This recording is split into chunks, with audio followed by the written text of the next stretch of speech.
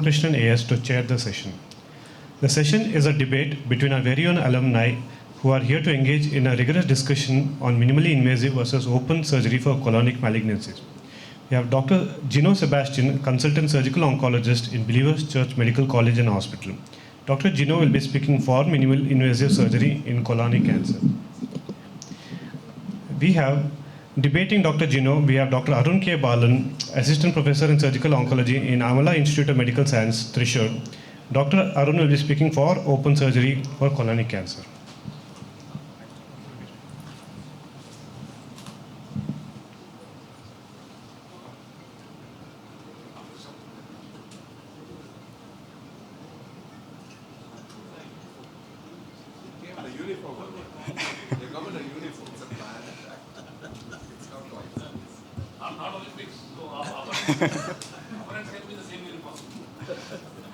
Good morning, everyone.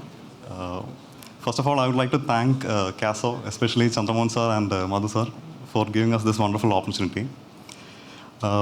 Actually, I remember last year when we both were part of the organizing team, we were running around and conducting the CME. And exactly 1 year later, now both of us are going to share the podium. So, yeah, with same dress. So when I got the call from Madhu sir, I was literally very happy because now I'm going to be an invited speaker. But soon that turned into a nightmare because I was asked to speak on in favor of open surgery. That too in a crowd where there are excellent minimally invasive surgeons who are actually good advocates of it. So I know the task given to me is actually a bit too hard. Let's see what I can do. Now, when the MIS in colectomy was done in 1991 as the first step, there were initially a few concerns.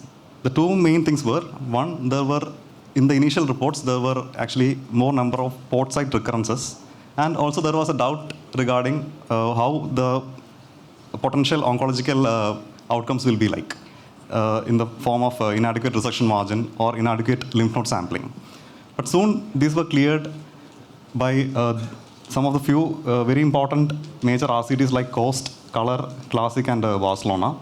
Also, major meta-analysis which have included all these trials. And in a nutshell, what they have come across is that the postoperative outcomes are actually superior or at least comparable. And the long-term outcomes of MIS when it's compared to open are actually non-inferior. So actually, what is the point of debating against the evidences for MIS in colectomy? So what I'm going to do is I'll peel off each layer by layer of this evidences that we have on MIS. Now, first thing first. Now, all these four major trials or all the other RCTs which are looked into the evidences have actually very specifically excluded three main things. One is they have excluded the transverse colon growth. Second, T4 diseases were not included. And lastly, none of the patients who had underwent an emergency surgery were included. So now my friend is here going to argue that there are some evidences for all these conditions, then it is not of any high quality data. Now, like any RCTs, there are major pitfalls which are there in the four major RCTs which I've told. First of all, only one trial which has shown to have some superiority over the open surgery is one study by Lacey et al.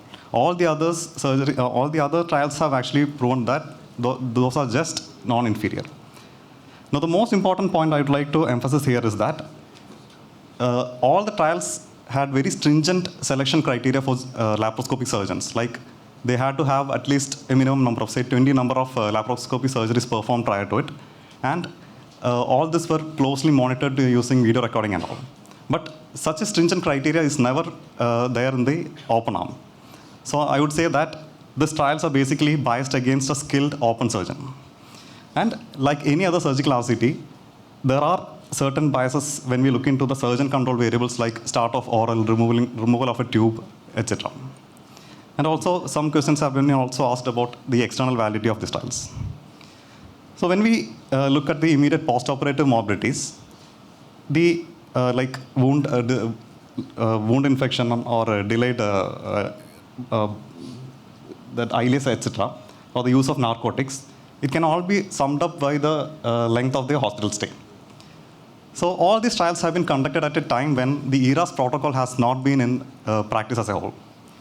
Now we all know that the ERAS has essentially some 20 to 30 components, and minimal invasive surgery is just one part of it.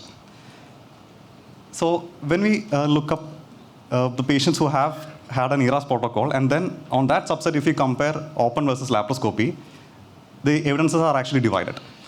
Of course, the Enroll and LAFA trial has actually shown that there is a slight improvement of laparoscopy, maybe by 1 or 2 days of less length of hospital stay. But again, there are studies like BAS et al. This is one important study, which has actually shown that within the ERAS protocol, there is actually not much benefit of laparoscopy over open surgery. It is said that most of the advantages of MIS, if the ERAS is utilized as an uniformly, then the results may be blunted. Now, all these RCTs have picked up one important point, that the conversion and the conversion rate of these patients were actually very high. So initially, when you see that in 2000s, when all these trials were conducted, the conversion rate had went up to even 40%.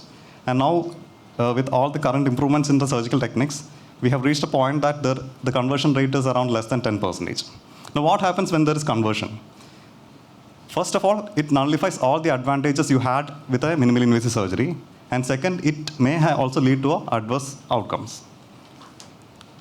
So when we see the data on the converted patients, there are actually two types of studies which are conducted. One is to compare the converted case versus the open surgery arm, or you can compare the lab converted open to the laparoscopic arm.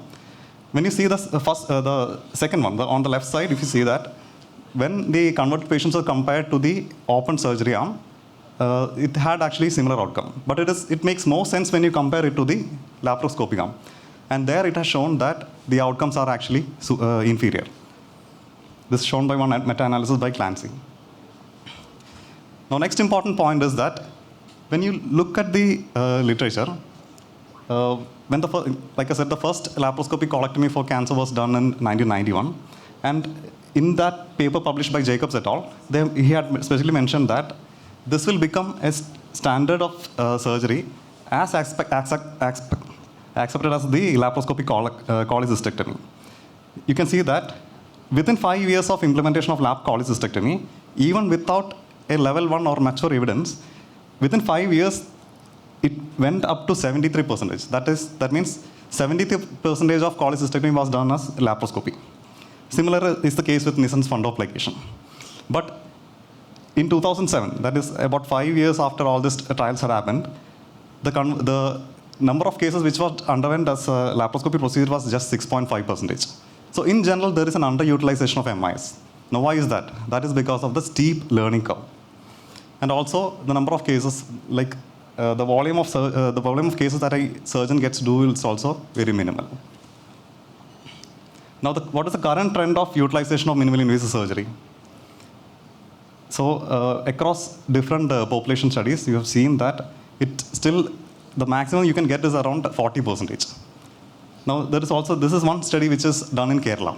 So, this is actually a voluntary registry which was done by the surgical gastroenterologist.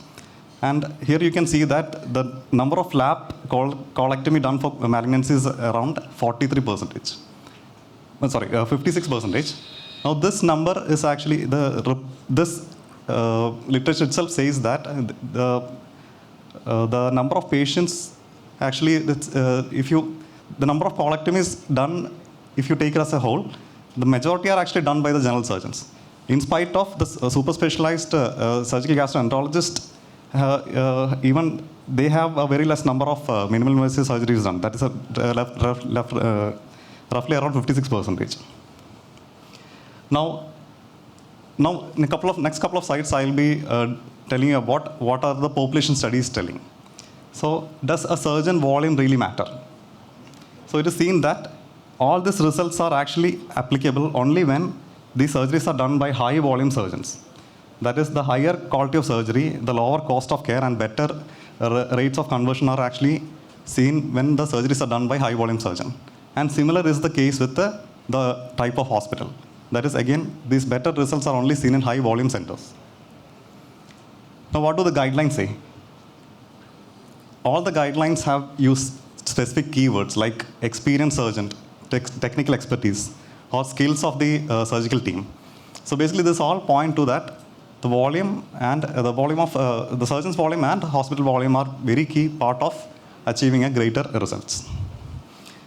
Now, again, when we see the literature, 2010 is one point where you have difference in opinion regarding the expertise required to do a colectomy.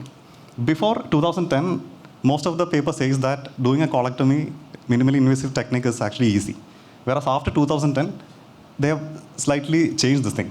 Now, what happened in 2010? That is when the concept of CVL, CME came into practice. So, what are the evidences for CME, CVL? Most of these trials are actually ongoing. One trial which had a result recently is that the JCOG 0404 trial, which has shown that the non-inferiority of a laparoscopic over open D3 dissection is not achieved. So it's actually not non-inferior. Just one word about robotic colectomy, it is not cost effective. Now, let's talk about whether the available literature, that's all the level 1 evidence, whether it is actually clinically useful. Now, one important point is that if you're not able to apply it into a general population, like all the population studies have shown, then the role of such a clinical research is actually not very useful. So to summarize, the major RCTs are actually biased towards minimally invasive surgery. The conversion rate, although it is only less than 10% now, it may portend a poorer survival. And in spite of having level 1 evidence, the penetration of MIS colectomy is very low. And outside a high volume center or high volume surgeons, the results are actually poorer compared to open. And with CME CVL gaining traction, the MIS colectomy becomes more technically difficult, and it exaggerates all the issues that I have mentioned earlier. And in a low middle income country like India, the relevance of MIS is actually questionable. Thank you.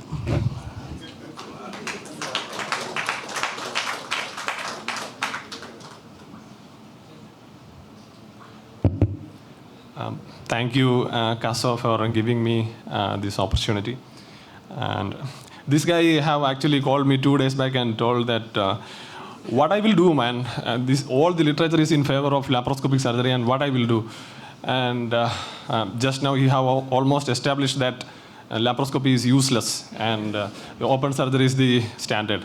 And I know many of the junior surgeons would have started taking oath that they will never do laparoscopic surgery by seeing this presentation. And many of the senior surgeons would have started regretting doing laparoscopic surgeries in their whole career. And so my role is to re-establish the role of laparoscopic surgery that was there just before this presentation. So I bring warm regards from my institution, Believers Church Medical College. And what were the questions? The first question is, there is a steep learning curve, okay? And why we want to do laparoscopy if there is such a steep learning curve?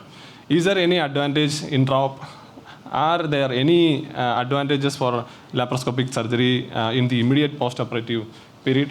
And is there any difference in the quality of life in the long-term period? Can it be reproducible by low-volume surgeons? And if all these questions can be answered positively, I think my colleague will also agree for doing laparoscopic surgeries. So the initial concern, I think all concerns started from this paper, which was published in the early 1990s, saying that there is a lot of port site recurrences following laparoscopic surgeries. And I think even before starting all those major 4 randomized controlled trials, by the various retrospective studies, the concern regarding the high port site recurrence is almost settled, and it was established that it's around 1%. And when the randomized control trials were initiated in the early 1990s, I think that question was already answered. And this was the first trial, first among the major trials. This was the first one. It was a Spanish trial, started in 1993 and published in 2002. And this was the only one which showed that there is an advantage, significant advantage for laparoscopic surgery, and mainly due to the stage 3 cases, and which is not reproduced in any of the other trials. And the second trial, the COAST trial, also showed that the oncological safety is adequate for laparoscopy when compared to the open surgery. And the overall survival, disease-free survival almost are the same. And same with the MRC Classic, and also with the COLOR trial also, we can see that laparoscopic surgery for non-metastatic colon cancer is associated with similar rates of disease-free survival, overall survival, and recurrences as open surgery at long-term follow-up at 10 years. And this is the last trial among the major trials. It also showed that the oncological safety is adequate for laparoscopy versus open surgery. And these are the other various parameters compared with the comparing all 4 major trials. And these trials, along with other major trials, there are few various meta-analysis and systematic reviews that showed that the major parameters of the short-term outcomes and the long-term outcomes are good enough to say that laparoscopic surgery is safe, and it can be reproduced in various platforms. So there is no significant differences in overall survival or the disease-free survival.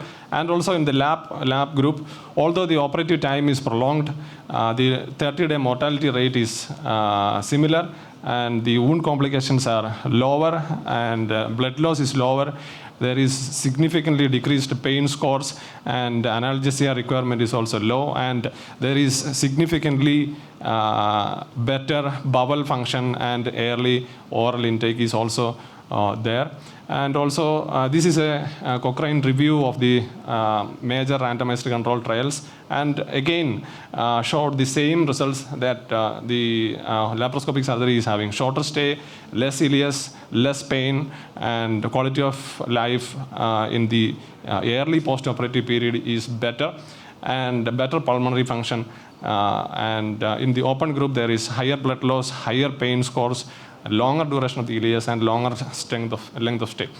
And this is the meta-analysis of all those 4 randomized control trials. Again showed that the oncological outcome is similar, and also the immediate postoperative outcomes are all better. And this is a good study from Australia, from a Sydney Southwest Area Health Service, a particular area in Australia, which studied whether general surgeons who are trained in laparoscopic surgery, not very high volume laparoscopic surgeons, whether they can do this justice to laparoscopy, minimally invasive surgery in colon cancer. And the answer was yes. So I think this will answer the question of whether the general surgeons who are trained in laparoscopy can do laparoscopic surgeries, and whether only the highly trained laparoscopy surgeons who were included in the major randomized control trials can only do the laparoscopic surgery better. And the answer was yes from this study, and the complications were similar, and the 30-day mortality rate were also similar. So coming to our first question, why we do lap if there is a long and steep learning curve, and if the oncological safety is equivalent but not superior, why we have to do laparoscopy, and the long-term quality of life is equivalent, why we have to do laparoscopy, and the conversion rate for the advanced cases are higher, then why we have to do laparoscopy? And also there is long operating time. Why we have to do laparoscopy? So the answer is that in some of the parameters, laparoscopy is having a higher hand and it is superior to open surgery, and that is nothing but the immediate post-operative outcomes, the short-term outcomes are actually superior. That is ICU stay, the hospital stay, the wound complications, the bowel function, the cardiac events and pulmonary complications, and DVT, and the intraop blood loss. All these things are significantly better than open surgery. So it is having an upper hand over the open surgery, and it should be considered. And for coming to the initial questions, and whether we can answer these questions. Intraop, any advantages there?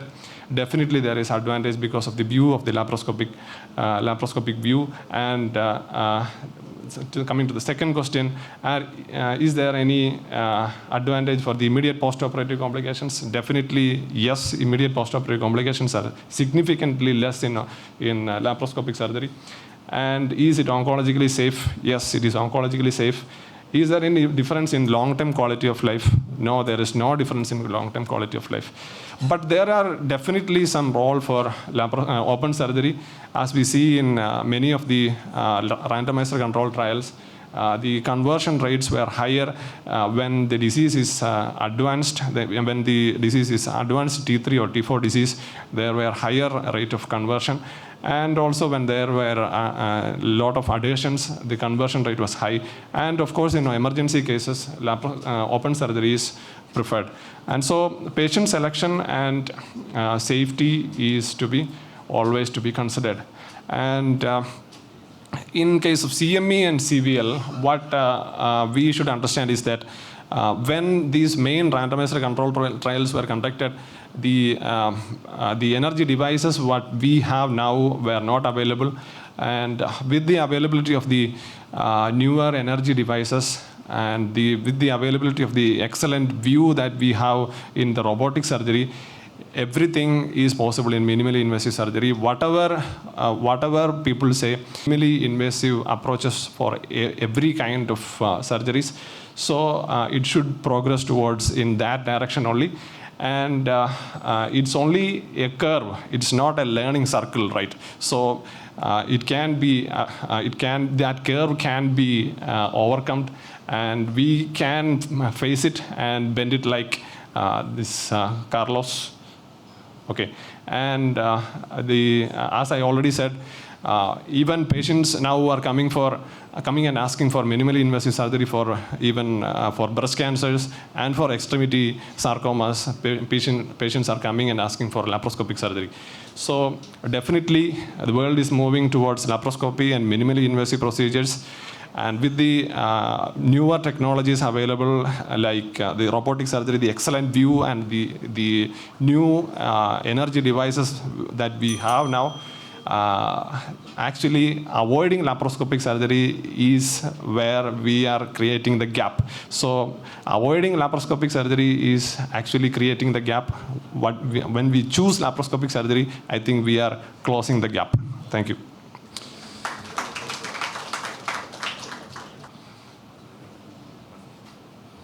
Arun, you want to rebut his? Yeah, that was a good presentation by Jino. Regarding his first few slides, where he said that he talked about all the RCTs and meta-analysis. Like I said already, I'm not going to deny the fact that we have got level 1 evidence in support of laparoscopy. My question was always whether the application of laparoscopy in a low middle income country like ours, or when you look into all the population-based studies, how are these results replicated? He showed one study which was done in Australia, which had hardly around 800 patients. Now, all the studies that I have shown actually includes more than 1 lakh or 2 lakh patients. And all these studies have consistently shown that the results are actually poorer when it is a low-volume center or a low-volume surgeon. Now, third, regarding the learning curve. Like I said, I think most of us believe that just like there was an initial inertia when the D2 gastrectomy came into practice, in a couple of years or in less than half a decade, the CME CVL is going to be a standard. Now, all the trials that we discussed earlier, the minimum number of cases to be performed by a surgeon before he qualifies for the particular trial was around 20 cases. But when we look into the cases, especially the RELAC trial or the COMET trial, the minimum number of surgeries to be performed to be qualified for that particular trial was 50 to 100 cases. Now, that is too big a number. So the learning curve is not going to come down, it's only going to go up. And next is, let's think about what is the World Cancer Day theme of currently running. It is close the cancer care gap. Now, what happens when we implement minimally invasive surgery as a standard of care? Now, we know that India is a country where 70% of population is living in the rural area, whereas 95% of all the technical expertise available is only in the urban area.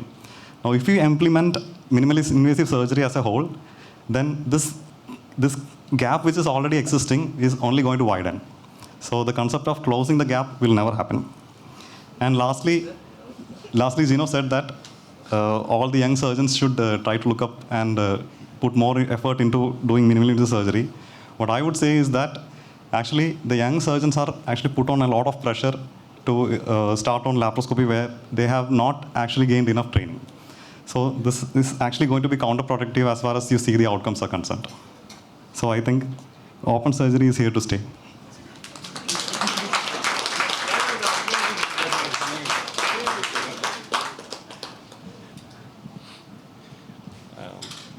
I think this guy have taken this too much seriously. And,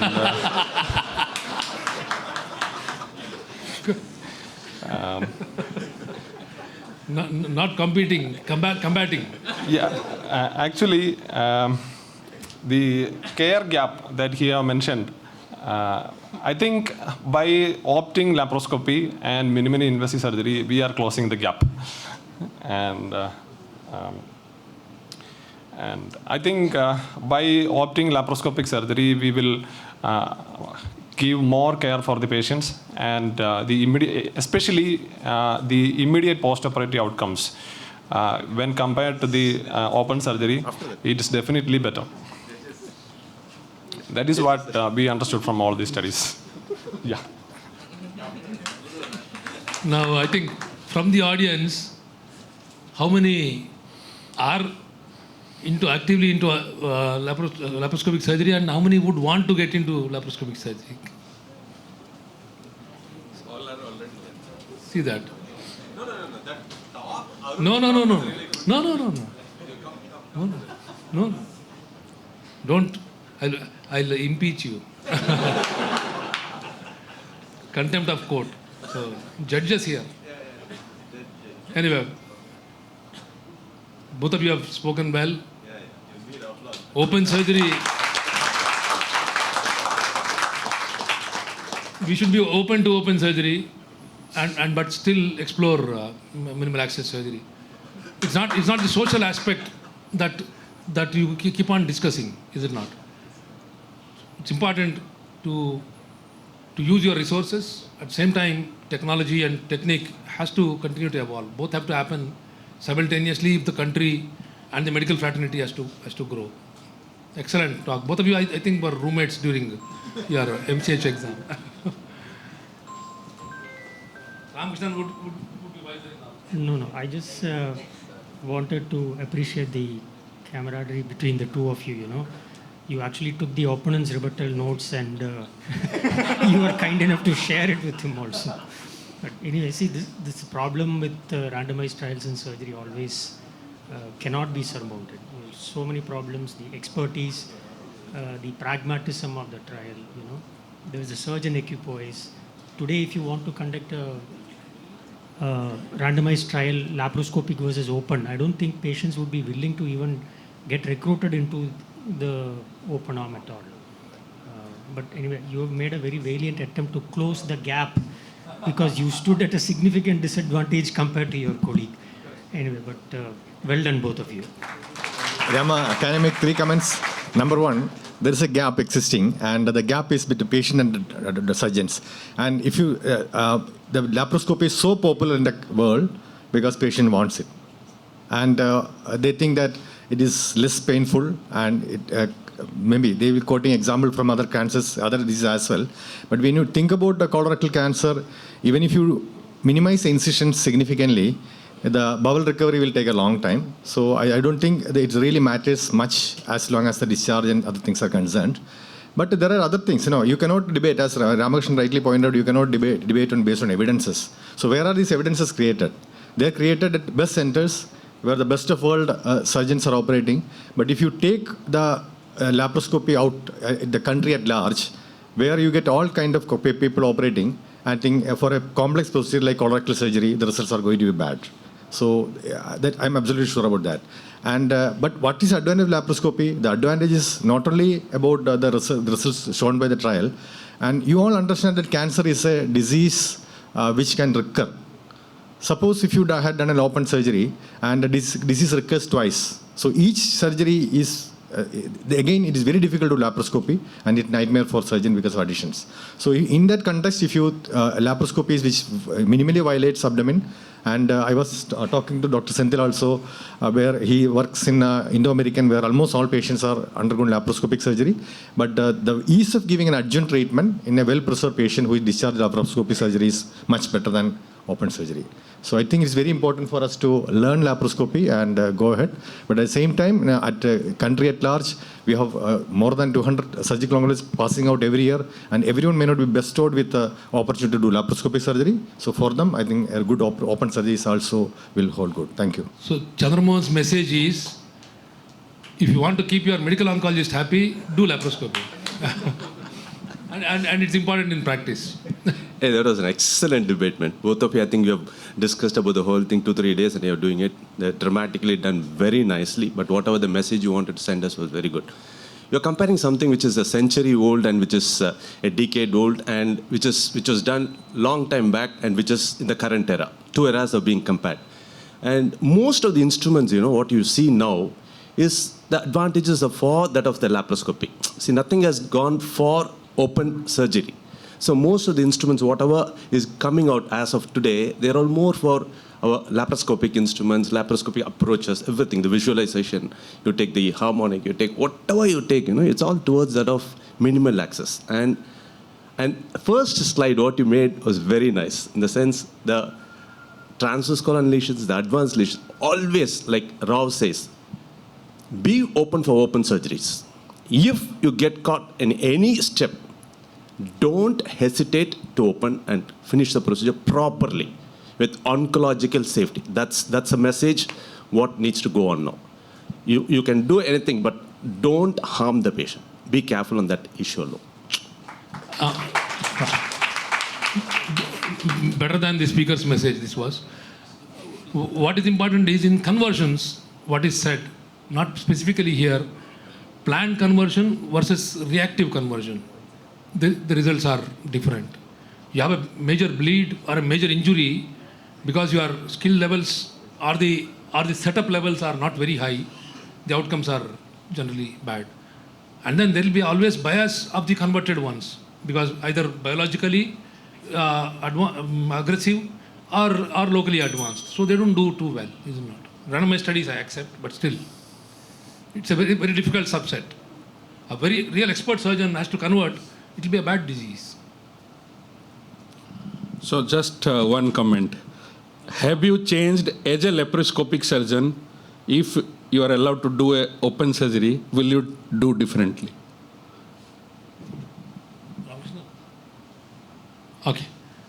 Now, I think for me, minimal access has taught better open surgery.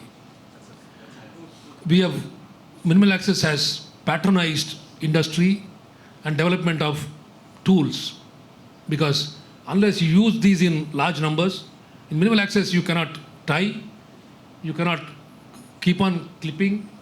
So, and if it bleeds a little bit, the whole procedure gets prolonged. So you use lots of energy tools, and then the companies work on that because they have to get income to fund into research. What the energy tools that are used in open surgery were all thanks to minimal access surgery. And once you use these tools in open surgery, you are a much better open surgeon. And in fact, the access itself in open surgery becomes not minimal but moderate after you actually learn a lot of minimal access surgery. So to be a good open surgeon, to be a minimal access minimal access open surgeon, learn minimal access. No. So, Thank yes, you, to Dr. answer Arun. your question, definitely has helped me in open surgery, especially in right colon cancers where you dissect the superior pancreaticocholic vein. That always used to be a nightmare for me in laparoscopy until I actually saw it. I learned the anatomy. I applied that same to open surgery, and now it is much more easier. And I think that holds good for anybody who is learning surgery. The nerves, the pelvic nerves, when we, way back in 97, 98, when we do the pelvic surgeries, we never used to see the nerves. We just used to keep cutting and going. But after laparoscopy, all these things have totally changed. As you're asking, it's difficult to go back to open, but when the necessity is there, I think we need to jump into it. Anatomy was hypnotism for me in open surgery. It's actually true now, isn't it? Anatomy is very true because you can see on the screen. Yeah.